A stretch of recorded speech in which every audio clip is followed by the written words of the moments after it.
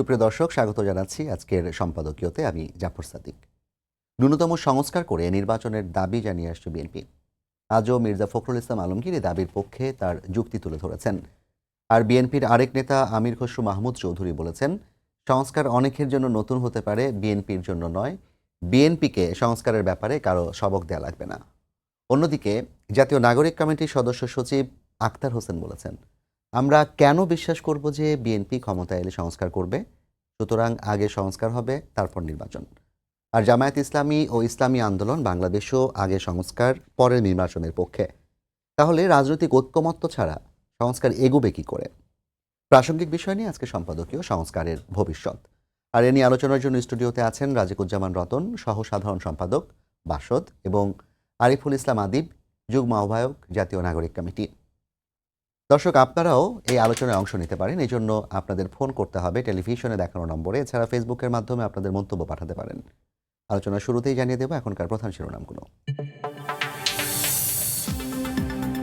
যে কোনো নির্বাচিত সরকার অনির্বাচিত সরকারের চেয়ে ভালো, মন্তব্য মির্জা ফখরুলের। ন্যূনতম সংস্কার করে নির্বাচন দাবি, একযোগে কাজ করার ঘোষণা জামায়াত ও ইসলামী আন্দোলনের। বিশ্ব অর্থনৈতিক ফোরামে যোগ দিতে সুইজারল্যান্ডের ডক্টর ইউনূস। জার্মান চ্যান্সেলরের সঙ্গে বৈঠক, পররাষ্ট্র উপদেষ্টার চীন সফরে কূটনৈতিক সম্পর্কে নয়া মেরুকরণের ইঙ্গিত।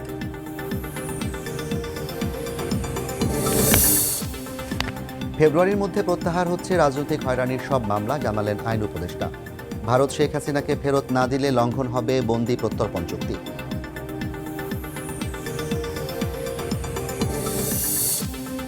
সাবেক আইজিপি বেনজিরের রিসোর্টে এনবিআরের হানা, ব্যাপক কর ফাঁকির প্রমাণ পাওয়ার দাবি, দখলে 1400 বিঘা জমি, মামলা করার ঘোষণা।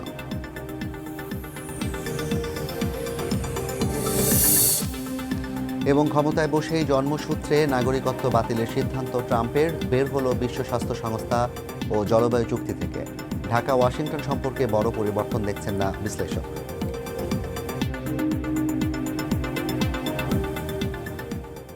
আমরা আলোচনা শুরু করতে চাই। প্রথমেই রাজিকুজ্জামান রতন, আপনার কাছ থেকে শুনতে চাই। আপনি দীর্ঘদিন ধরে রাজনীতি করছেন এবং বাংলাদেশের রাজনৈতিক অনেক পট পরিবর্তনের সাক্ষী আপনি। এই যে 5ই আগস্টের পর পট পরিবর্তনের পর আমরা কিন্তু মনে করেছিলাম যে বাংলাদেশ একটা দীর্ঘমেয়াদী সংস্কারের মধ্য দিয়ে যাবে এবং সেই সংস্কারটার পর আমরা যে কাঙ্ক্ষিত বাংলাদেশ দেখতে চাই তেমন একটি বাংলাদেশ পাবো। কিন্তু অল্প কিছু দিনের ব্যবধানে আমরা দেখলাম যে সরকারের উদ্যোগে সংস্কারের বিভিন্ন ধরনের চেষ্টা চলছে, কিন্তু রাজনৈতিক দলগুলো কেমন যেন সংস্কারের ব্যাপারে কিছুটা তাদের যে মতামতগুলো সেগুলো প্রকাশ করছে, যেখানে কিনা মূলত নির্বাচন কেন্দ্রিক জোটটাই বেশি। সব মিলিয়ে আপনার কাছে কি মনে হয়, এই যে রাজনৈতিক দলগুলোর যে চাপ, এই চাপকে কাটিয়ে সংস্কার প্রক্রিয়া এগিয়ে নেওয়াটা কতটুকু সম্ভব? ধন্যবাদ। যে কোনো রাজনৈতিক পট পরিবর্তনের একটা লক্ষ্য থাকে এবং সেই লক্ষ্য বাস্তবায়নের জন্য কিছু পদক্ষেপ থাকে। যেমন আমাদের যৌবনটা কেটেছে স্বৈরাচার বিরোধী আন্দোলনের মধ্যে দিয়ে। আমরা স্বৈরাচারের বিপরীতে একটা গণতান্ত্রিক ব্যবস্থা চেয়েছিলাম। প্রায় 9 বছর আমাদের সেই আন্দোলনটা করতে হয়েছে। 90-এ যখন এরশাদের পতন হলো, তার আগে 19শে নভেম্বর 3 জোটের একটা রূপরেখা তৈরি হয়েছিল, 8 দল, 7 দল এবং 5 দল মিলে। এবং সেই রূপরেখাটা আমরা নির্বাচনের পরে কিন্তু আর আলোর মুখ দেখলাম না। 2 নম্বর, আমরা একটা গণতান্ত্রিক পদ্ধতি চেয়েছিলাম। সেই গণতান্ত্রিক পদ্ধতির পরিবর্তে ক্ষমতাসীনদের ইচ্ছা অনুযায়ী দেশ পরিচালনার পদ্ধতিটাই দেখলাম। আবার আমরা তার মধ্য দিয়ে দেখলাম যে স্বৈরাচারী সরকার যে কালাকানুন দিয়ে দেশ পরিচালনা করেছিল বলে সে স্বৈরাচারী ছিল, কালাকানুনের কিন্তু কোনো পরিবর্তন হলো না। আমরা চেহারার পরিবর্তন দেখলাম, কিন্তু চরিত্রের পরিবর্তন দেখলাম না। সেটা হলো আমাদের যৌবনের সময়। সে কারণে আমরা বলেছিলাম শুধু ক্ষমতার পরিবর্তন মানে রেজিম চেঞ্জ নয়, সিস্টেম চেঞ্জটাও খুব দরকার। ক্ষমতার পরিবর্তন তো নানাভাবেই হতে পারে, নির্বাচনের মধ্য দিয়েও হতে পারে, অভ্যুত্থানের মধ্য দিয়েও হতে পারে। যেহেতু 2014, 2018 এবং 2024-এ এমন 3টা নির্বাচন আওয়ামী লীগ করেছিল যে সমস্ত রাজনৈতিক দল তো বটেই, সাধারণ মানুষের মধ্যে এই ধারণাটা স্থায়ী রূপ নিয়েছিল যে নির্বাচনের মধ্য দিয়ে এই সরকারকে পরিবর্তন করা সম্ভব নয়। ফলে অভ্যুত্থানটা ইনএভিটেবল হয়ে পড়েছিল এবং কবে অভ্যুত্থান হবে সেই দিনক্ষণ ঘোষণা না হলেও অভ্যুত্থান ছাড়া আর কোনো পথ নেই, এটা প্রায় সবার মধ্যেই ধারণাটা হয়েছিল। সেখানে একদিকে যেমন একটা হতাশা ছিল, আরেক দিকে একটা বিক্ষোভ ছিল। হতাশা থেকে এক ধরনের বিমর্ষতা ছিল, মাঝে মাঝে হাল ছেড়ে দেওয়ার প্রবণতা ছিল, আর বিক্ষোভটা অনিয়ন্ত্রিত উচ্ছৃঙ্খলতায় পর্যবেসিত হয়ে গিয়েছিল, যেটা আমরা অভ্যুত্থানের পরে পরে আবার দেখেছিলাম। ফলে এর যদি পলিটিক্যাল অ্যানালিসিসটা করি যে কেন মানুষ এত বিক্ষুব্ধ হয়ে গেল, কেন থানায় আগুন দিল, কেন গণভবন তারা লুটপাট করলো, কেন সংসদ ভবনে ঢুকে পড়লো, সেটা হলো যে অবদমিত ক্রোধ বা অবরুদ্ধ আবেগ অথবা দীর্ঘদিনের অবমাননার একটা বিস্ফোরণমূলক বহিঃপ্রকাশ ঘটেছিল। তারপরে তাহলে একটা আশা ছিল যে এই অভ্যুত্থানের মধ্য দিয়ে এই যে আকাঙ্ক্ষার একটা ঘনীভূত রূপ যে আমরা অটোক্রেটিক রেজিম থেকে একটা ডেমোক্রেটিক সিস্টেমে যাব, তো সেই যাওয়ার পথে কিভাবে আমরা যাব, তার রোড ম্যাপটা কী হবে এবং কেমন করে যাব, সেগুলো নিয়ে একটা আলাপ আলোচনাটা খুব দরকার ছিল। কিছু জিনিস তো প্রয়োজনীয় হয়ে পড়েই ছিল, যে নির্বাচন পদ্ধতিটা যেমন আছে সেই তেমন নির্বাচন পদ্ধতি রেখে একটা সুষ্ঠু অবাধ গ্রহণযোগ্য নির্বাচন হবে না, তারপরে নির্বাচনের সংস্কার দরকার। 2, প্রশাসন ও পুলিশ যে ভূমিকা পালন করেছে, এই প্রশাসন এবং পুলিশ দিয়ে আসলে কোনো গণতান্ত্রিক সিস্টেম চালানো যাবে না, ফলে প্রশাসন এবং পুলিশের একটা সংস্কার দরকার। আবার সংবিধানের 15তম সংশোধনীর মধ্য দিয়ে কয়েকটা ধারাকে অপরিবর্তনীয় করে ফেলা হয়েছিল যেভাবে, সেগুলো যদি বহাল থাকে তাহলে অভ্যুত্থানকালীন সরকারের আইনগত ভিত্তি থাকে না, তাহলে সেক্ষেত্রে আইনগতভাবে এটাকে যদি সিদ্ধ করতে হয় তাহলে সেখানে একটু সংশোধন দরকার।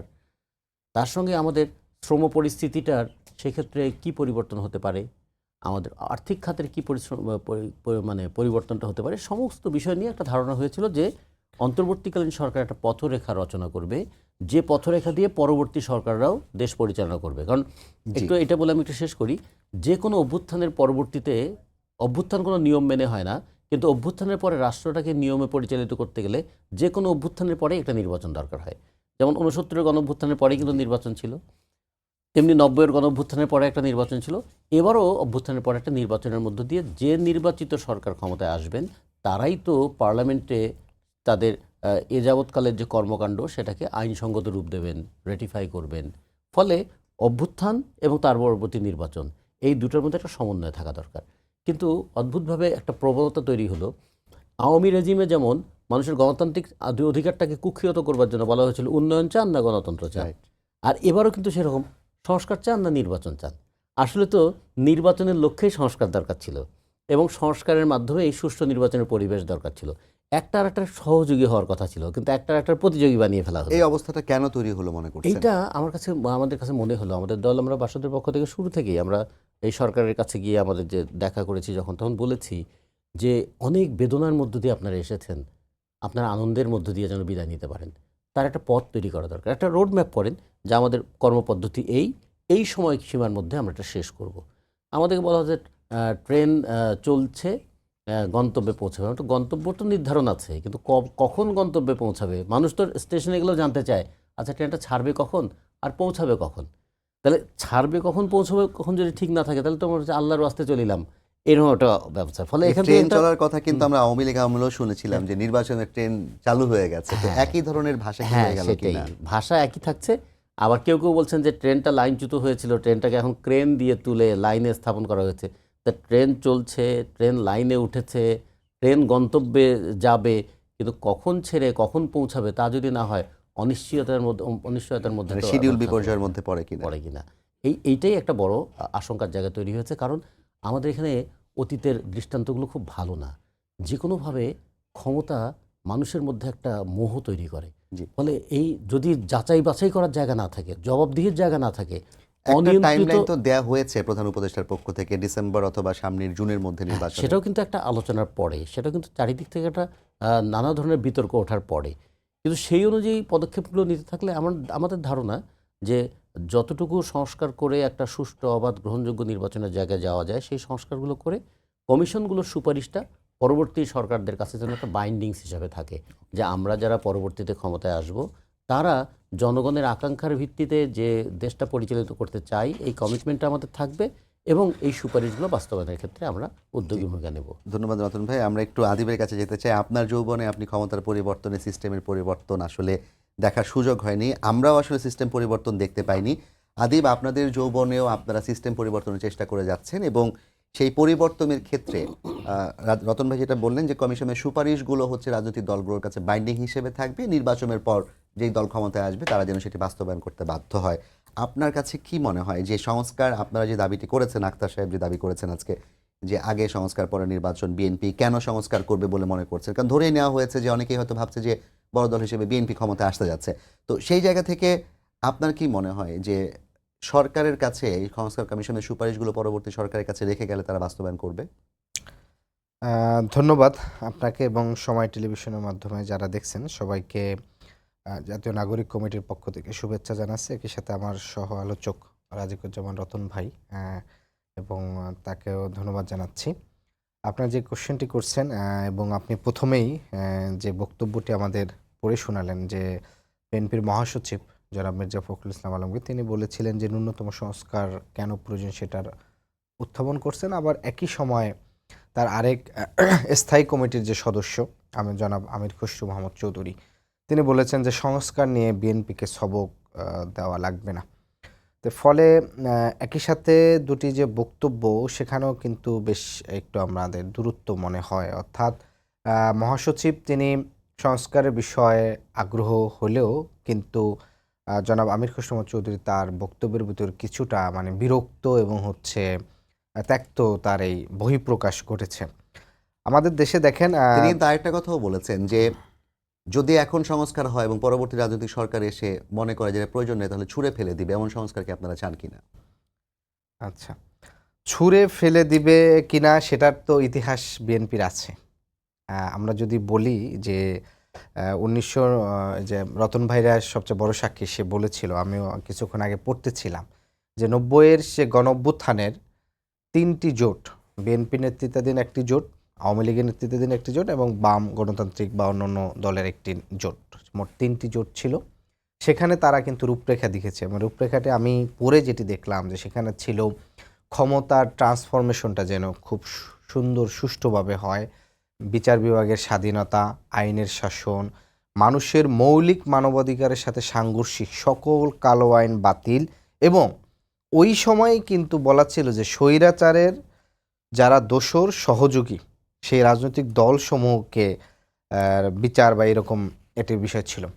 তাহলে আপনি দেখেন যে ৯০ সালে যে ৩ জোটের যে রূপরেখা এবং সেটি সমন্বিতভাবে স্বাক্ষর করা এবং জাতির সামনে কমিটমেন্ট দেওয়ার পরবর্তীতে যখন ক্ষমতায় বিএনপি আসেন জাতীয়তাবাদী দল এবং জোট তারা আরেকটি দলের সাথে একসাথে মিলে যখন ক্ষমতায় আসেন, এরপরে যখন ৯৪ সালে মাগুরা জেলায় যে উপনির্বাচন হয় সেই উপনির্বাচনে ৯৬ উপনির্বাচন কেন্দ্র করে একটি জটিলতা তৈরি হয় এবং সেখানে কিন্তু কথা ছিল যে ৯০-এ রাজনৈতিক ঐক্যমতের ভিত্তিতে যেই তত্ত্বাবধায়ক সরকার সেটি কিন্তু সরকারে ছিল না, তারপরে কিন্তু রাজনৈতিক ঐক্যমতের ভিত্তিতে সেটি করা হয় এবং বলা হয়েছিল পরবর্তী সংসদে সেটি পাশ করে স্থায়ী করা হবে।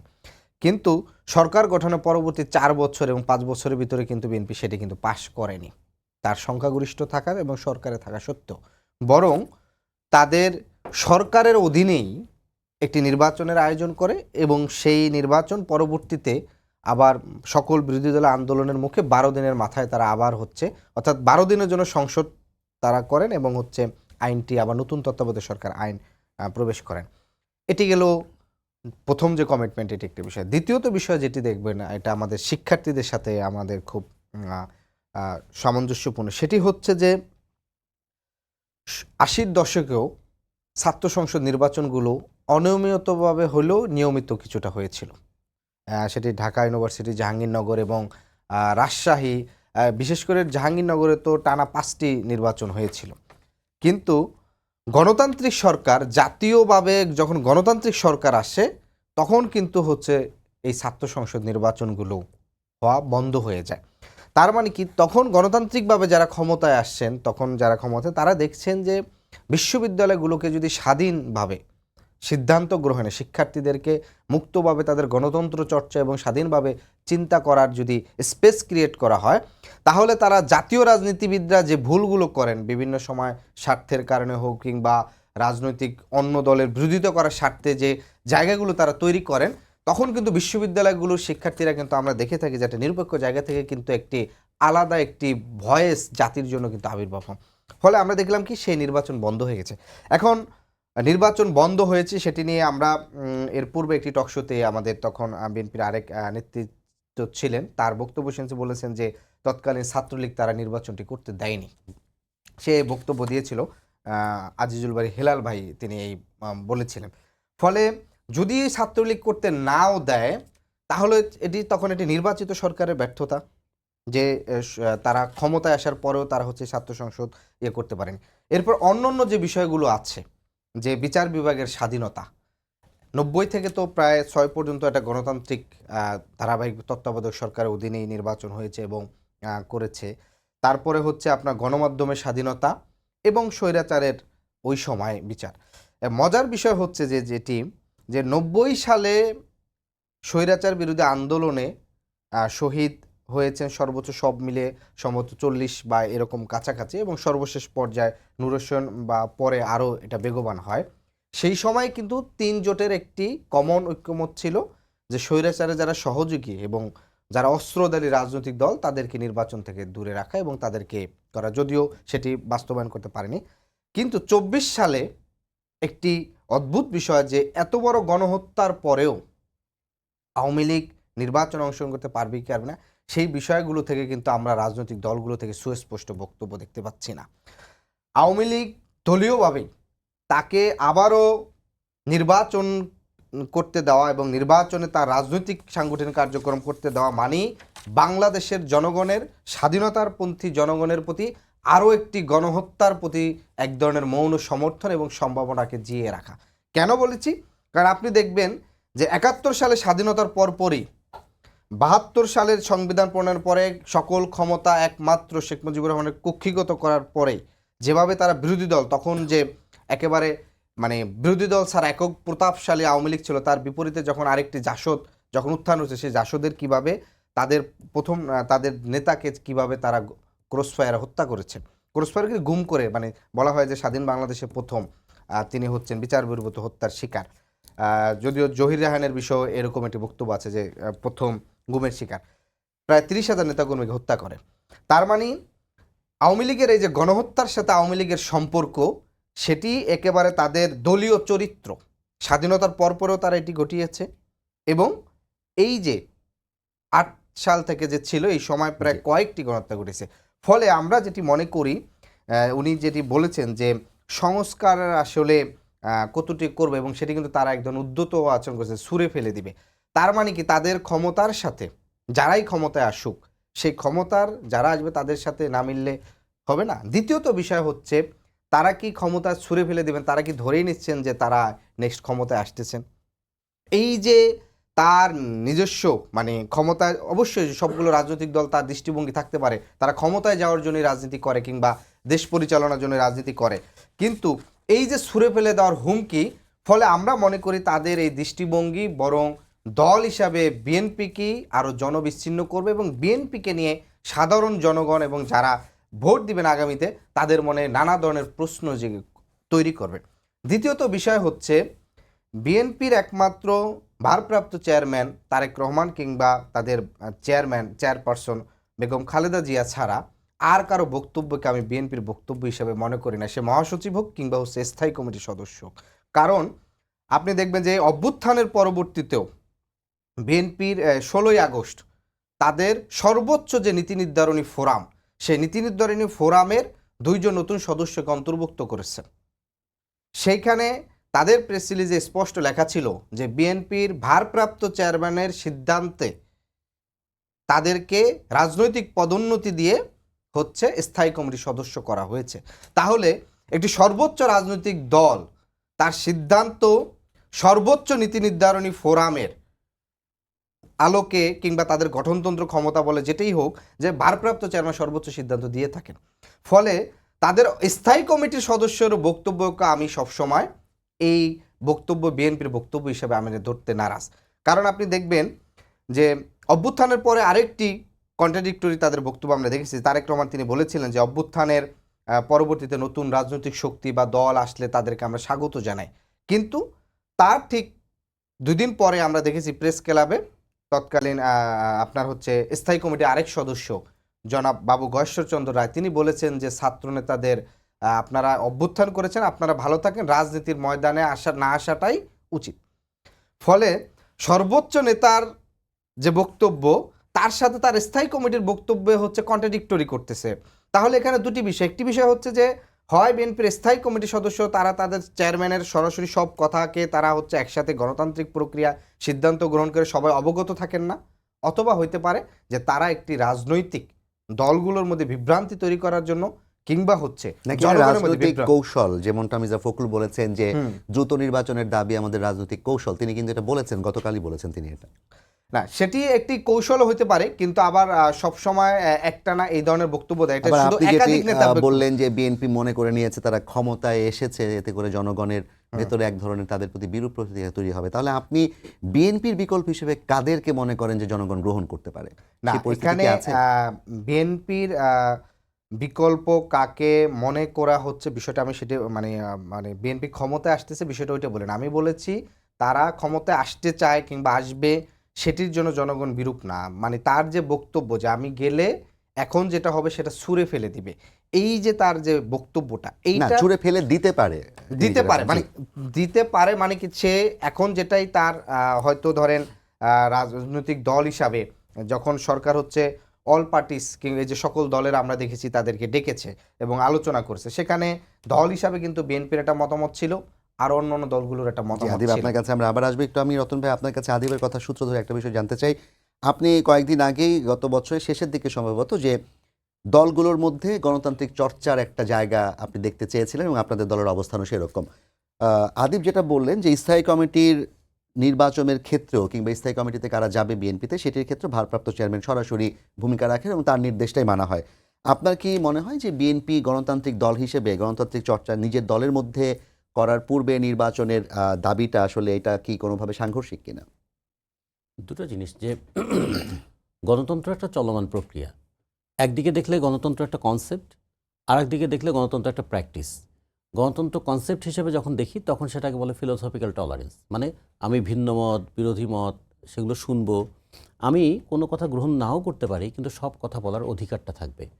কথা বলার অধিকার না থাকলে, মত প্রকাশের অধিকার না থাকলে, চিন্তার স্বাধীনতা না থাকলে, বিবেকের স্বাধীনতা না থাকলে গণতান্ত্রিক চর্চা করা যায় না। যদি কেউ বলে আপনাকে কথাই বলতে দেবো না, তাহলে তো আর গণতন্ত্র চর্চা করার প্রাথমিক জায়গাটাই বন্ধ হয়ে যায়। সে কারণে আমাদের সংবিধানেও চিন্তার স্বাধীনতা, বিবেকের স্বাধীনতা, মত প্রকাশের স্বাধীনতা, সমাবেশের স্বাধীনতা, সংগঠনের স্বাধীনতা, এই যে স্বাধীনতার পর্যায়ে এই কথাগুলো বলা ছিল। গণতন্ত্রের এগুলো হচ্ছে ফিলোসফিক্যাল দিক। আর গণতন্ত্রের টেকনিক্যাল দিকগুলো কি, প্রায়োগিক দিকগুলো কি, প্র্যাকটিক্যাল অ্যাসপেক্টস হচ্ছে এই যে নির্বাচনের মধ্য দিয়ে যাচাই করার স্বাধীনতা, বাছাই করার স্বাধীনতা, বিভিন্ন প্রতিষ্ঠানগুলোর গণতান্ত্রিক স্বাধিকার চিহ্নিত করা। তা আমরা খুব ব্যঙ্গ করে একটা কথা বলতাম যে আমাদের বাংলাদেশের কনস্টিটিউশন এবং ইনস্টিটিউশন দুটোকেই আনডেমোক্রেটিক বানিয়ে ফেলা হয়েছে। একের পর এক সংশোধনীর খড়গের নিচে সংবিধানটাকে অগণতান্ত্রিক বানানো হয়েছে, আর প্রতিষ্ঠানগুলোর তার যে গণতান্ত্রিক সংস্কৃতি সেটা যেমন নষ্ট করে ফেলা হয়েছে, অনুগত বানিয়ে ফেলা হয়েছে। জি। তার প্রভাব দলের মধ্যেও তো পড়ে। ফলে দল তো বিমূর্ত কোনো জিনিস নয়, দল তো এই সমাজের মধ্যে যে মানুষগুলো আছে তাদেরকে নিয়েই সংগঠিত করা, তাদের মধ্যে আকাঙ্ক্ষা জাগিয়ে তোলা এবং আকাঙ্ক্ষা বাস্তবায়নের জন্য তাদেরকে রাস্তায় নামানো। যে কারণে রাজনৈতিক দল যারা ক্ষমতায় থাকেন তারা যখন ক্ষমতায় থেকে তার প্রতিষ্ঠানগুলোকে দিয়ে ক্ষমতা পরিচালনা করেন, যারা ক্ষমতার বাইরে থাকেন তারা জনমত সংগঠিত করবার জন্য সভা সমাবেশ মিছিল মিটিংয়ের মাধ্যমে মানুষের জনমতটা সংগঠিত করেন। কিন্তু ক্ষমতাসীন দলের প্রথম কাজ হয় বিরোধী দলের মত প্রকাশের স্বাধীনতাকে খর্ব করা। আমরা একসময় বলছিলাম আমাদের স্বাধীনতা শেষ পর্যন্ত গিয়ে দাঁড়ায় যে 2.5 ফুট থেকে 3 ফুটের মধ্যে। কীরকম? যে আপনি যদি বিরোধী দল হন তাহলে আপনি ফুটপাথ থেকে নিচে নামতেই পারবেন না। আমরা একটা নতুন কালচার তৈরি করেছি, মানে মানববন্ধন করতে হবে, মানে একদম লাইন ধরে দাঁড়াতে হবে, এমন কোনো সমাবেশ করতে পারবেন না। ঢাকা শহর 2 কোটি মানুষের শহর, ধরুন তো পল্টন মাঠ বন্ধ করে দেওয়া হলো, মুক্তাঙ্গন বন্ধ করে দেওয়া হলো, সোহরাওয়ার্দী উদ্যান নানা ধরনের স্থাপনা করে সেটাকে সংকুচিত করে ফেলা হলো। একসময় বঙ্গবন্ধু অভিনয় সমাবেশ হতো, সেগুলো বন্ধ করে দেওয়া হয়েছে। তারপরে একসময় মানিক মিয়া অভিনয় সমাবেশ হতো, হতো। তারপরে গোটা ঢাকা শহরের কোনো একটা রাজনৈতিক দল যদি কখনো মনে করে যে সে একটা সমাবেশ করবে, মানুষকে সংগঠিত করবে, তার কোনো উপায় কি রাখা হয়েছে? পরিকল্পিতভাবে গণতন্ত্র চর্চা করার, সমাবেশ করার জায়গাগুলো বন্ধ করে দেওয়া হয়েছে। তারপরে হলো কি, এখন দলীয় কার্যালয়ের সামনে সমাবেশ, এবং দলীয় কার্যালয়ের সামনে সমাবেশ সেটাও আবার দল যদি বিরোধী দলে থাকে তাহলে সমাবেশ করার স্বাধীনতাটা সংকুচিত হয়ে যায়।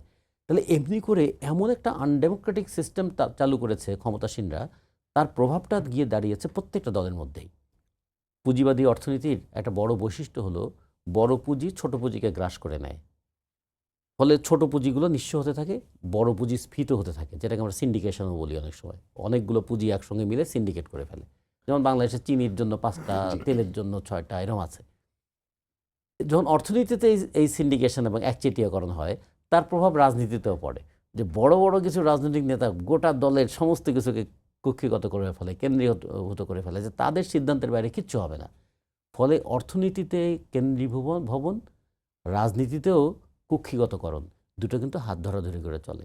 এই জন্য এবার যে অভ্যুত্থানটা হলো, সেই অভ্যুত্থানে একটা বড় মানে মানসিক পরিবর্তনের জায়গা তৈরি হয়েছিল, যে আমরা এই দেশটাতে একটা গণতান্ত্রিক বিধি ব্যবস্থা দেখতে চাই। কিন্তু অভ্যুত্থানের পরেও দেখুন নানা যে কথাবার্তা হচ্ছে, মানুষ কিন্তু আবার ভাবছে তাহলে কি দাঁড়ালো। আমরা যখন অভ্যুত্থান করেছিলাম তখন আমাদের সামনে লক্ষ্য ছিল আমরা ফ্যাসিজম পরাস্ত করতে চাই, ফ্যাসিস্ট শক্তিকে উৎখাত করতে চাই, আমরা সবাই পথে নেমেছি। তো তারপরেই দেখুন কখনো সাম্প্রদায়িকতার আগুন জ্বালানো হচ্ছে, কখনো বিরুদ্ধ মতকে দমন করার চেষ্টা করা হচ্ছে, কখনো এই যা আমাদের ম্যান্ডেট ছিল না তাও সামনে নিয়ে এসে কেউ বলছেন সংবিধান ছুঁড়ে ফেলবেন, কেউ বলছেন যে কবরস্থ করবেন। মানে এই যে ভোকাবুলারিজ, এগুলো কিন্তু ইটসেলফ আনডেমোক্রেটিক আটারিংস। এবং এখনও যদি কেউ বলেন যে আমরা ক্ষমতায় গেলে আর সংশোধন করেন আর যাই করেন, ক্ষমতায় গেলে সব ছুঁড়ে ফেলবো, তার মানে কি দাঁড়ালো? তার মানে কিন্তু ওই একই জিনিসের কিন্তু পুনরাবৃত্তি করতে থাকলো। তার মানে ক্ষমতা এটা কি ভিন্ন মত দমন করার ক্ষমতায় পর্যবেসিত হবে? ক্ষমতা কি মানুষকে ভরসা দেওয়ার ক্ষমতা হবে না? ক্ষমতা কি গণতান্ত্রিক চর্চা বিকশিত করার ক্ষমতা হবে না? 24-এর প্রেক্ষাপটে কি আপনার কাছে মনে হয় যে আগে যা হয়েছে সামনেও সেটা হওয়া সম্ভব? বর্তমান পরিস্থিতিতে যা হচ্ছে, মানুষের আকাঙ্ক্ষা, এত বিপুল আকাঙ্ক্ষা নিয়ে এর আগে মানুষ নামে নাই। যে কারণে দেখুন যে সরকার ক্ষমতায় বসেছে তাদের বেশিরভাগ নেতারা কোনো ধরনের কোনো রাজনৈতিক সামাজিক আন্দোলনের প্রত্যক্ষ কাতারে ছিলেন না। তারপরেও মানুষ এটাকে অ্যাকসেপ্ট করেছে। এটা কোনো ঐক্যমতের সরকার নয়, কিন্তু মানুষ মনে করেছে এটা আন্দোলনের ফলের সরকার। এই জন্য অনেক কিছুকে তারা মেনে নিয়েছে। কিন্তু দেখুন তাদের উপরে এত বড় দায়িত্ব, 6 মাস পার হয়ে গেল। মানুষ বলে ভাই আপনারা সংস্কার পরে করেন তো ভাই, আগে তো বাজার দরটা কি আপনারা একটু নিয়ন্ত্রণ করবেন না? আপনারা বকেয়া মজুরি পাওয়ার ক্ষেত্রে শ্রমিকরা রাস্তায় নামছে, তাদের ব্যবস্থাটা কি করবেন না? আপনারা এত লুণ্ঠন দুর্নীতির কথা আমরা বলেছি, সেগুলোরে কি একটু বন্ধ করার চেষ্টা করবেন না? আপনারা এই যে ভ্যাটের বোঝা আবার জনগণের কাঁধের উপর চাপিয়ে দেবেন, তাহলে মানুষ বলবে তাহলে কি আমি পার্থক্য দেখছি? আমি পার্থক্য দেখছি শুধু কথার, কাজের তো পার্থক্য দেখছি না। এখান থেকে হয় কি মানুষের আকাঙ্ক্ষা এইভাবে মার খেতে থাকে। আমরা মনে করি সরকারের প্রথম দায়িত্বটা দরকার ছিল যে আমি যে সংস্কার করব, সেই সংস্কারগুলো ফলাফল মানুষ দেখবে 2 বছর পরে, 3 বছর পরে, 4 বছর পরে, কিংবা হয়তো 10 বছর পরে। কিন্তু সে প্রতিদিন তো বাজারে গিয়ে দেখবে তার সংসার চালানোটা কত কঠিন হয়ে গেছে। এখানে প্রাসঙ্গিকভাবে একটু ডোনাল্ড ট্রাম্পের কথা আসে। ডোনাল্ড ট্রাম্প কিন্তু ক্ষমতায় আসার পর ইলন মাস্ককে যে দায়িত্বটা দিয়েছেন সেটা হচ্ছে সরকারি ব্যয় সংকোচন করতে হবে, এবং তিনি প্রায় 2 লক্ষ সরকারি কর্মীকে ছাঁটাইয়ের একটা পরিকল্পনা করেছেন এবং একই সাথে ব্যয় সংকোচনের কথা চিন্তা করেছেন। বর্তমান সরকার, যেটা নাকি অন্তর্বর্তীকালীন সরকার, তারা এসে ব্যয় সংকোচন নীতি গ্রহণের ক্ষেত্রে আদৌ দৃশ্যমান কোনো পদক্ষেপ নিয়েছে কিনা, কিংবা স্বস্তি দেওয়ার মতো কোনো অবস্থায় আছে কিনা? আমেরিকার পরিস্থিতি ভিন্ন। আমেরিকাতে সরকার পরিবর্তনের সঙ্গে সঙ্গে তার স্টাফগুলো পরিবর্তন হয়ে যায়। রিপাবলিকানের সঙ্গে তারা একদম বিচারপতি 2-1 বাদ দিলে বাকি এগুলোও কিন্তু সব চেঞ্জ করে ফেলে তারা। ফলে ওদের এটা ট্র্যাডিশনালি আছে যে যখন ক্ষমতায় আসে সে তার মতো করে পুরো সব কিছু চেঞ্জ করে ফেলে, এটা হলো এক। কিন্তু ট্রাম্প আসার পরে যে ভয়াবহ যে দিকগুলো কতগুলো হচ্ছে, সে এসেই কয়েকটা কথা বলছে। বিশ্ব স্বাস্থ্য সংস্থা থেকে সে তাকে প্রত্যাহার করছে। আচ্ছা, কপে সে সিগনেচার করবে না। তারপরে এখন হয়তো ভবিষ্যতে এরকম বলা হতে পারে যে সে আইএলও থেকে হয়তো সরে যাবে। মানে কোথাও সে কোনো কমিটমেন্ট রাখবে না। সে তার এক্সপানশন, যে আমেরিকাকে গ্রেট করা না, আমেরিকাকে অন্যের উপর একটা দানব হিসাবে আবির্ভূত করার চেষ্টা করবে। আবার মধ্যপ্রাচ্যের ক্ষেত্রে ইসরায়েল সম্পর্কেও তার সেই পলিসিটা সে বাড়াবে। তো তার ইসরায়েলের যে আমার aggressive প্রশ্নটা ছিল policy, হচ্ছে যে বাংলাদেশ কি আসলে এখন এটা তাহলে ফলো ওটার করতে সঙ্গে পারতো কিনা? না, ওই ফলো করলে বাংলাদেশের জন্য ভালো হতো না এক। কিন্তু বাংলাদেশের জন্য এটা করতে পারতো যে আমাদের তো অভ্যুত্থানের মধ্যে, ওরা তো নির্বাচনের মাধ্যমে আসছে, আমরা তো সেই অভ্যুত্থানের মাধ্যমে। অভ্যুত্থান মানে মানুষের ক্রোধ, রাগ এবং স্বপ্ন কত বড় হলে মানুষ এরকম অভ্যুত্থানের মতো জায়গায় যেতে পারে। 90-এর গণঅভ্যুত্থানের কথা, 90 গণঅভ্যুত্থানের 3 জোটের রূপরেখার সময় আমরা একটা সাধারণ হিসাব করেছিলাম যে আমাদের 350 থেকে 400 মানুষের মৃত্যু হয়েছিল। কিন্তু এইবার তো মৃত্যুর সংখ্যা বেশি, আহতের সংখ্যা বেশি, এবং সেটা খুব অল্প সময়ের মধ্যে, ধরুন 25 দিনের মধ্যে, 20-25 দিনের তার মধ্যে। মানে কি মানুষের ভয়কে 15 জয় দিন করার, আরো বললে। হ্যাঁ, ভয়কে জয় 18 করার তারিখ একটা থেকে জায়গা মূলত এরকম শুরু যদি হয়েছে। চলে আসছিল, এটা যে সেই মানুষের আবেগটাকে কি আমি কোনোভাবে উপেক্ষা করতে পারি? ফলে সেই মানুষের আবেগের মধ্যে 3টা জিনিস ছিল। একটা ছিল দমন পীড়ন বন্ধ করতে হবে। 2 নম্বর হচ্ছে দুর্নীতি দুঃশাসনের কারণে দেশটা একদম মানে ফোকলা হয়ে যাচ্ছে, ফোকলা হয়ে গেছে, এটা বন্ধ করতে হবে। 3, দ্রব্যমূল্যের কষাঘাত থেকে মানুষকে বাঁচাতে হবে। সাধারণ মানুষ তো এগুলোই চেয়েছিল। তা মানুষের চাওয়াগুলোকে পূরণ করতে গিয়ে যদি এরকম হতো যে যারা এই দুর্বৃত্ত তাদেরকে গ্রেপ্তার করা হলো, তাদের সম্পদটা বাজেয়াপ্ত করা হলো, এবং ব্যাংক যারা খালি করে দিয়েছিল, শেয়ার মার্কেট যারা লুট করেছিল সেই হোতাদের ধরে বিচার করা হলো। কিন্তু আমরা দেখলাম এই ক্ষমতায় আসার পরেও 4 মাসের মধ্যে শেয়ার বাজার থেকেও 54,000 কোটি টাকা আবার ওই সিন্ডিকেটবাজির মাধ্যমে চলে গেল। এখন একটা মানুষ 1 কেজি আপেল কিনবে, 1 কেজি আপেল কিনতে 106 টাকা ট্যাক্স দিতে হচ্ছে তাকে। 1 কেজি কমলা লেবু কিনলে 106 টাকা ট্যাক্স দিতে হচ্ছে। 1 কেজি চিনি কিনলে 40 থেকে 42 টাকা টাকা ট্যাক্স দিতে হচ্ছে। 1 লিটার সয়াবিন তেল কিনলে তাকে এরকম ভ্যাট 29-30 দিতে হচ্ছে। ট্যাক্স ভ্যাট দিতে হচ্ছে। এরপরে ভ্যাটের আওতা বাড়ানো হচ্ছে। যেখানে উচিত ছিল ব্যয় সংকোচ করা, দুর্নীতি বন্ধ করা ও অতিরিক্ত অপ্রয়োজনীয় ব্যয়গুলোকে কমিয়ে দেওয়া, সেটা না করে মানুষের উপর ভ্যাটের বোঝা বানানোটা, এই প্রবণতাটাও মানুষ কিন্তু দেখলো। এটা কি মানুষের প্রতি একটা জাস্টিস হলো? সরকারি কোষাগারে সরকার বলছে টাকা নেই, তার লোন যেটা রেখে দেওয়া হয়েছে সেই লোনের কিস্তি শুরু করা হচ্ছে। তাহলে সরকার আসলে টাকার উৎসটা কি করতে পারতো? লোন শোধ দেবে সরকার, কিন্তু ভ্যাট বাড়িয়ে না। লোন শোধ দেবে বৈদেশিক মুদ্রা দিয়ে। আমাদের দেখুন প্রবাসী শ্রমিকরা, এবছর প্রবাসী শ্রমিকরা সর্বোচ্চ রেমিটেন্স পাঠিয়েছে, $26.67 বিলিয়ন, মানে প্রায় $27 বিলিয়ন। এটা আমাদের ইতিহাসে সর্বোচ্চ। তার মানুষ তো দিচ্ছে। আচ্ছা ধরুন এই যে 6 মাস ধরে মানুষ এত ক্রাইসিসে আছে, এত জিনিসপত্রের দাম, মানুষ কিন্তু এখনো কিছু বলছে না। তারা বলছে যে ঠিক আছে, সরকার কাজটা করুক। যে কৃষক ফুলকপি বিক্রি করে 2 টাকায়, সে বলে তো আমাদের প্রোডাকশন কস্ট উঠছে না, ফসল না ফলালে খাবো কি, ফসল ফলিয়ে আমি ঋণ শোধ করবো কিভাবে। এর মধ্যেও কিন্তু কৃষক মানছে। তাহলে আমাদের শাসকদের অন্তত এইটুকু বোঝা উচিত ছিল, জনগণ কিন্তু ধৈর্যের সঙ্গে অপেক্ষা করছে। কিন্তু তখন তো যদি দেখে বড় ব্যবসায়ীরা আবার সুযোগ পেয়ে যাচ্ছে, লুটপাটকারীরা আবার সুযোগ পেয়ে যাচ্ছে, এবং এখন তো দেখি হঠাৎ করে ভূমিষ্ঠ হচ্ছে স্বৈরাচারের ইয়ারা গণতন্ত্রের রূপে। আরে এতদিন করতো ধরেন যাদেরকে বললাম আমরা ফ্যাসিস্ট, তাদের সহযোগী, তারা হঠাৎ করে বিভিন্ন দলের মানে নেতা হয়ে বেরিয়ে আসছে। এগুলো কিন্তু মানুষকে ভাবাচ্ছে যে আগের মতন পরিস্থিতি পাল্টালো না, বরঞ্চ আগের দানবরাই এখন নতুন রূপে যদি আবির্ভূত হয়, মানুষ বলবে পরিবর্তনের আকাঙ্ক্ষাটাকে আবারও মার খাবে। জি, রতন ভাই, আপনার কাছে আমি একটু পরে আবার আসছি। একটু আদিব, আপনার কাছে জানতে চাই যে পরিবর্তনের আকাঙ্ক্ষা কি আবার মার খাবে? এখানে কিন্তু আমরা বিএনপি নিয়ে আলাপ করলাম কিংবা বাম দলগুলো নিয়ে কথা হলো। বাংলাদেশে আরও কিছু বৃহৎ শক্তি হচ্ছে, ইসলামিক যে রাজনৈতিক দলগুলো আছে সেগুলো।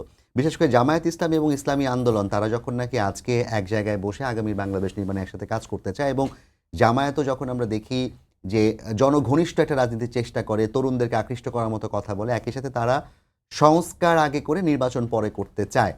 এই প্রেক্ষিতে আসলে আপনার কাছে কি মনে হয়, জামায়াত ইসলামী কি, যেমন বলা হচ্ছে তারা ফাঁকা মাঠে বিএনপির সাথে একটা বিরোধের সম্ভাবনা তৈরি হচ্ছে জামায়াত এবং বিএনপির, এই জায়গাটাতে জামায়াতের স্টেকটা কি, এবং জামায়াত আসলে ভবিষ্যৎ বাংলাদেশে সংস্কারের ক্ষেত্রে কিংবা গণতান্ত্রিক উত্তরণের পথে কি ধরনের ভূমিকা রাখবে? ধন্যবাদ আপনাকে গুরুত্বপূর্ণ প্রশ্নটি করার জন্য। তবে আপনি যে রতন ভাইয়ের যে আলাপ ছিল, এখানে একটা বিষয় আর কি আমার একটু দ্বিমত আছে। সেটা হচ্ছে যে রতন ভাই বলছিলেন আমাদের এখানকার যে প্রতিষ্ঠান এবং হচ্ছে ইনস্টিটিউশন এবং কনস্টিটিউশনের পদ্ধতিটাই হচ্ছে এখানকার স্বৈরতান্ত্রিকভাবে তৈরি করে, এবং সেটার প্রভাব দলের উপর পড়ে। কিন্তু আমার কাছে যেটি মনে হচ্ছে যে বরং উল্টোটি ঘটে। অর্থাৎ রাজনৈতিক দলগুলো আমরা যদি দেখি যে স্বাধীনতা পরে যে দলগুলি ক্ষমতায় আসছে, তাদের দলীয় গণতন্ত্র না থাকার ফলে সেটিকে তারা হচ্ছে সংবিধান এবং হচ্ছে ওই প্রতিষ্ঠানকে আরও অগণতান্ত্রিক করছে। মানে এইটার ক্ষেত্রে আমার একটু দ্বিমত ছিল, এটা জানালাম। আর আপনি সর্বশেষ যেটি কোশ্চেন যে সংস্কারের ক্ষেত্রে জামাত, যেটি যদি একটু জামায়াতের ভূমিকাটা আসলে কি, কিংবা জামায়াত যেভাবে ভাবছে সেটিকে আসলে রাজনৈতিক দলগুলোর মধ্যে যে ঐক্যমত্য প্রতিষ্ঠার যে চেষ্টাটা চলছে সেখানে কোনো ধরনের বাধা আছে কিনা? এখানে আজকে যেটি আপনি বলেছিলেন যে সম্ভবত বরিশালে জি। জামাতের একটি কর্মী সমাবেশ বা যেটি ছিল সেই জায়গার থেকে, এবং সেখানে তারা অন্য একটি ইসলামিক দল ইসলামী ইসলামী আন্দোলন আন্দোলন বাংলাদেশ। বাংলাদেশের সাথে কথা বলেছেন, এবং তাদের সর্বোচ্চ দুই নেতৃবৃন্দ, দুই আমির আর কি, তাদের বৈঠক করেছেন এবং তারা কথা বলেছেন। যে সেটি একটি বিষয় হচ্ছে যে দেখেন, বাংলাদেশের যতগুলো ইসলামিক দল আছে এখন পর্যন্ত কিন্তু স্বাধীনতার পরে কখনোই একটি প্ল্যাটফর্মে কিংবা হচ্ছে একটি জোট হওয়ার মানে হয়নি, বা ইতিহাসে এমন কোনো নজির কিন্তু স্থাপন করা হয়নি। আপনি প্রগতিশীল সংগঠন দলগুলোর কিন্তু একসাথে এখনো তাদের এই যে গত 10-15 বছর ছিল যে বাম গণতান্ত্রিক জোট ছিল, তার আগে হচ্ছে এই যে তাদের যে জোট হয়, কিন্তু ইসলামিক দলগুলোর ক্ষেত্রে আমরা সেই একই সাথে দেখিনি।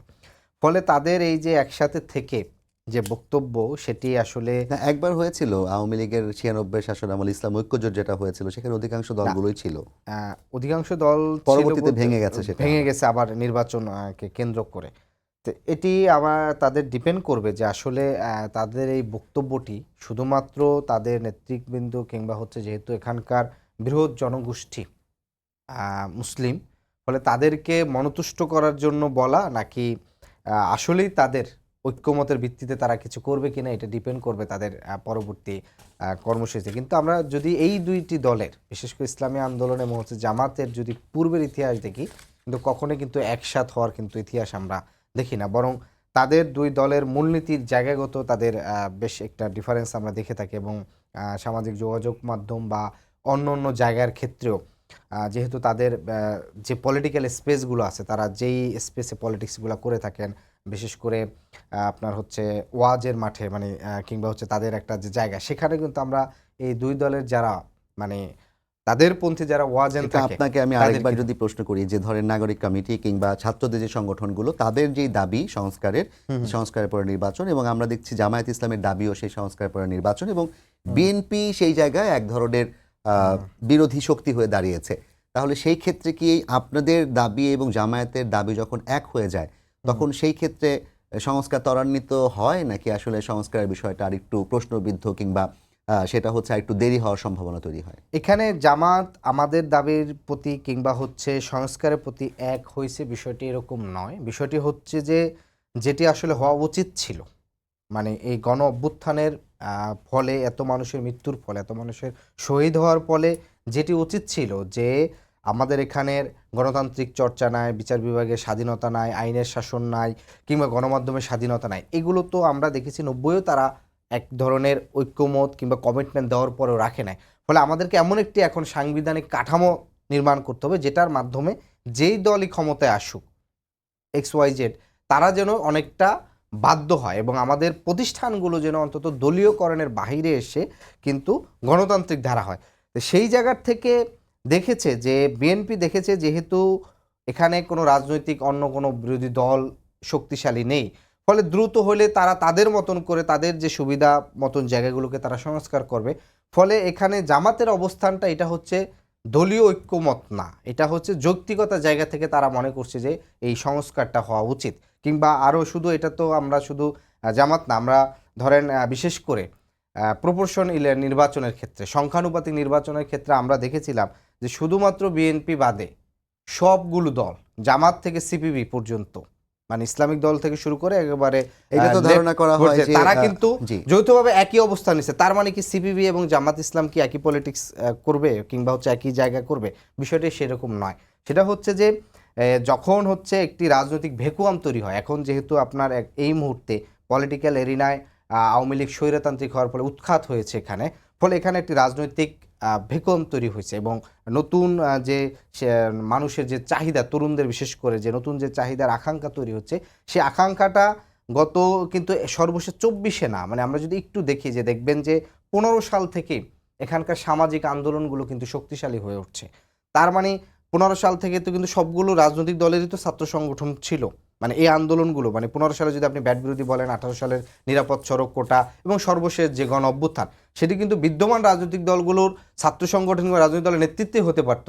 হয়নি। কেন হয়নি? তার মানে হচ্ছে 15 সাল থেকে যে এখানকার সামাজিক আন্দোলনগুলো সামাজিকভাবে শক্তিশালী হওয়ার কারণটা হচ্ছে যে এখানকার যে চাহিদা, এখানকার জনগণের যে আকাঙ্ক্ষা, সেটি কিন্তু বিদ্যমান রাজনৈতিক দলগুলো দ্বারা কিন্তু সম্পূর্ণরূপে ফুলফিল হয় না। ফলেই পাল্টা সামাজিক আন্দোলনগুলো গড়ে তুলছে। ফলে এই যে সামাজিক যে শক্তির উত্থান, বিশেষ করে 15 সাল থেকে শুরু করে নতুন তরুণ প্রজন্মের যে সামাজিক যে উত্থান এবং তাদের যে শক্তি আকারে আবির্ভূত হওয়া, সেটি কিন্তু সামনের দিনে হচ্ছে নির্বাচনকে কেন্দ্র করে আরো বেশি শক্তিশালী হবে এবং নতুন একটি আমাদের সময় একদম শেষের দিকে। আমি আপনাকে আরেকটা প্রশ্ন করতে চাই, যে সংস্কার যদি পরিপূর্ণভাবে না হয়, তাহলে যেই দলকে বলা হচ্ছে ফ্যাসিস্ট দল কিংবা গত সরকারের আমলে যেই দল আসলে ক্ষমতায় ছিল, আওয়ামী লীগ, সংস্কার যদি পরিপূর্ণভাবে না হয় তাহলে কি আওয়ামী লীগের আবার রাজনৈতিক প্রত্যাবর্তনের সুযোগ তৈরি হয় কিনা, এবং সেই প্রত্যাবর্তনটা আসলে কতটা উচিত কিংবা অনুচিত বলে আপনার কাছে মনে হয়? প্রত্যাবর্তন কোনোভাবেই উচিত নয়। কারণ হচ্ছে আপনি যদি গত তো এত বড় একটা রাজনৈতিক দল, প্রায় 100 বছর ইতিহাস, সেটা কি আসলে 72 বছর, সেটা কি একদম নাই হয়ে যাবে? তাদেরকে নাই হয়ে যাবে না, কিন্তু এখানে রিকনসিলিয়েশন হইতে হবে। তাদের যারা সরাসরি গণহত্যার সাথে জড়িত ছিল এবং সরাসরি ভোট চুরি লুটের সাথে জড়িত ছিল গণহত্যার মানে সাথে, এবং গণহত্যা তারা একটি করেনি। মানে আপনি যদি বিচার করেন, আমার কাছে মনে হচ্ছে যে আওয়ামী লীগ যখন 16 জুন কিংবা 15 জুনের ক্ষেত্রে তারা দলীয়ভাবে সিদ্ধান্ত নিয়ে কিন্তু তারা এই গণহত্যা ঘটিয়েছে। এবং তাদের সরাসরি যারা দলীয় পদবিতে ছিল, যারা আগস্টের পূর্বে প্রকাশ্যে দলীয় অবস্থান থেকে ফিরে না এসছে, তাদের আমরা মনে করি যে তারা মানে এটার কি বলে সজ্ঞানে গণহত্যার সাথে জড়িত আপনার ছিল। কাছে আমি শেষে আরবার 1 মিনিটের জন্য আসবো। রতন ভাই, আপনার কাছে একটু এই প্রশ্নটাই আমি আবার করতে চাই। রাজনৈতিক দল হিসেবে সংস্কার যদি ত্বরান্বিত না হয় কিংবা স্বল্প সংস্কার নির্বাচন হয়, তাহলে রাজনৈতিক দল হিসেবে আওয়ামী লীগের যে অপরাধ, সেই অপরাধের সুষ্ঠু বিচার করা সম্ভব হবে কিনা? বিচার একটা দীর্ঘ প্রক্রিয়া, কিন্তু আপনি রাজনৈতিক দল মানুষের মনন জগতেও কাজ করে, তো ফলে মানুষের মনন জগতে যদি ফ্যাসিবাদের বিরুদ্ধে একটা বিক্ষোভ থাকে, তাহলে একটা ফ্যাসিস্ট শক্তি কিন্তু মানুষের মনন জগতে আর জায়গা করে নিতে পারবে না। সেটা হলো একটা দিক। যেমন ধরুন, মুসলিম লীগের নেতৃত্বে তো পাকিস্তান হয়েছিল, কিন্তু মুসলিম লীগ প্রায় শক্তিহীন হয়ে পড়েছিল না? কিংবা 71 সালে তো জামাত ইসলামের ভূমিকাটা বেশ ভালোই ছিল, সরকারের সঙ্গেই ছিল, কিন্তু পরবর্তীতে জামাত ইসলামকে অনেক কাঠখড় পুড়িয়ে আবার টিকে থাকার চেষ্টা করতে হয়েছে না? কিংবা ধরুন 72-73 সালে আওয়ামী লীগের দৌর্যন্ত প্রতাপের বিরুদ্ধে জাসদ একটা প্রচণ্ড মানে বলবো যে প্রতিরোধের শক্তি হিসেবে গড়ে উঠেছিল, তারাও আবার বিভিন্ন সময় তাদের একটু শক্তি হারিয়েছে না? ফলে কোনো দলের শক্তি অর্জন করা এবং শক্তি হারানো এটা একটা রাজনৈতিক প্রক্রিয়ার অংশ। ফলে আমরা মনে করি কাউকে ওই জোর করে থামিয়েও রাখা যায় না, জোর করে দাবিয়েও রাখা যায় না, কিন্তু জনগণের মধ্যে থেকে সমর্থন কমে গেলে তাকে নানাভাবে সহযোগিতা করেও টিকিয়েও রাখা যায় না। ফলে আওয়ামী লীগ 15 বছরে যে কাজ করেছে, সেই কাজের বিরুদ্ধে যে প্রবল প্রতিরোধ তৈরি হয়েছিল, খেয়াল করে দেখুন 2008 সালে যে তরুণের ভোটের বয়স হয়েছিল আর 2024 সালে তার শারীরিক বয়স কত, এই মানুষগুলো তো দেখেছে যে আওয়ামী লীগের অধীনে নির্বাচনটা সুষ্ঠু হয় না। ফলে মনন জগতেই আওয়ামী লীগের প্রতি যে একটা বিরোধ তৈরি হয়েছে, এইটা কিভাবে দূর হবে? আর আরেকটা বলে একটু শেষ করি, এই দেশে তো 30-32-33 ভাগ ভোট, মানুষের ভোট আওয়ামী লীগ পেত, তার মানে নেতারা না হয় পালিয়ে গেছে, কিন্তু সাধারণ সমর্থক তো আছে, যে আমাদের তারা শেষ তো আর করতে হবে। রতন ভাই, পরিপূর্ণের আমি মতো উবে আপনার যাবে কাছে না। সর্বশেষ একটা প্রশ্ন করতে চাই, সংস্কার কি আসলেই হবে? আপনার কি মনে হচ্ছে? সংস্কার অবশ্যই হবে, কারণ এখানকার প্রজন্মরা জি, মানে যেভাবে পরিবর্তন হয়েছে মনন জগৎ, তারা যে প্রতিবাদ মুখর হয়েছে, সেই আমাদেরও জায়গা থেকে আমরা মনে আমাদেরও করি প্রত্যাশা সংস্কার আসলে হবে। আপনারা যেটা এবং একটি তরুণ বিষয়ে just প্রজন্মের যে বলি যে ভাষা, জি। আমাদের রাজনীতিবিদরা এবং বিদ্যমান দলরা তারা পুরনো ফ্রেমে একটি ইকুয়েশন করে থাকেন যে আওয়ামী লীগ 30%, 25% দলগুলো। আপনি যদি 24 সালে জি, আমরা নির্বাচন বুঝতে দেখেন, পেরেছি সেখানে আপনার সর্বশেষ কথাটা। আমরা আওয়ামী যেটা লীগের প্রত্যাশা করি 5 থেকে অবশ্যই 10%-এর যেই বেশি তাদের আর গণতান্ত্রিক বাংলাদেশের সমর্থন নেই। স্বপ্ন নিয়ে এত মানুষের রক্ত ঝরেছে, সেই গণতান্ত্রিক বাংলাদেশের পথে আমাদের যে যাত্রা, সেই যাত্রার পথটা অনেক বেশি সাবলীল হবে এবং আমরা সুন্দর একটি বাংলাদেশের দিকে যেতে পারবো। সবাইকে ধন্যবাদ জানিয়ে শেষ করছি আজকের সম্পাদকীয়। আগামীকাল আবারও দেখা হবে রাত 10টায়। দেখার আমন্ত্রণ রইল। শুভরাত্রি।